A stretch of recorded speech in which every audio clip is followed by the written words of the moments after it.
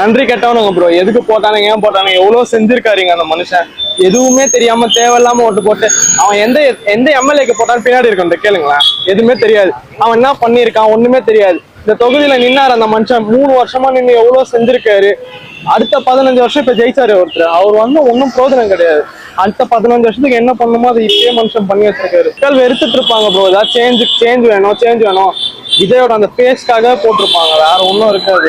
பார்த்தாலே தெரியுது bro. Library, bus stand, swimming pool, school, பார்க்குன்னு எவ்வளவோ கட்டியிருக்காரு. அதெல்லாம் எதுவுமே தெரியாம நன்றியே இல்லாம அப்படியே பண்ணிருக்காங்க. அடுத்த 5 வருஷம் படணும் ப்ரோ. உனக்கு பட்டாதான் தெரியும் உங்களுக்கு. போய் தான் ஆகணும் ப்ரோ, போய் தான் ஆகணும். இங்க விஜய் கிட்ட அடி வாங்கிட்டு அவனுக்கு அங்கதான் போவானுங்க. அப்ப போனாதான் தெரியும். அடுத்த 5 வருஷம் இல்ல 2 வருஷத்துல அடி வாங்கிட்டு தெரியும் பாருங்க அவனுக்கு. நாங்க குற்றமாட்டோம் வரோம். நாங்க 40-50 வருஷமா. அது என்ன 6 மந்த்ஸ்ல தெரிஞ்சிடும் ப்ரோ. ஏன் நன்றி கட்டவங்கன்னு தெரியும். நாங்க இருந்தது இடிச்சுட்டு அவர் கட்டி கொடுத்தாரு. நாங்கள் கட்டி கொடுத்ததுலேருந்து நாங்கள் எல்லாம் எங்கெங்கேயும் போயிருந்து எல்லாம் இங்கே சேர்ந்துட்டோம். நாங்கள் இங்கே சேர்ந்துட்டோம்.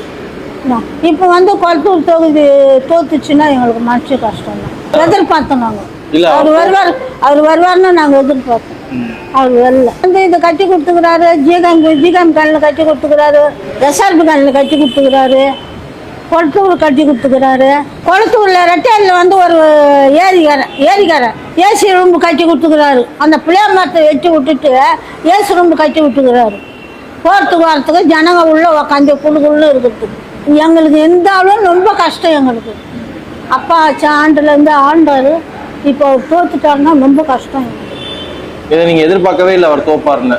அவர் தோப்பாருன்னு நாங்கள் எதிர்பார்க்கல. நாங்கள் தோப்பாருன்னு நாங்கள் எதிர்பார்க்கவே இல்லை.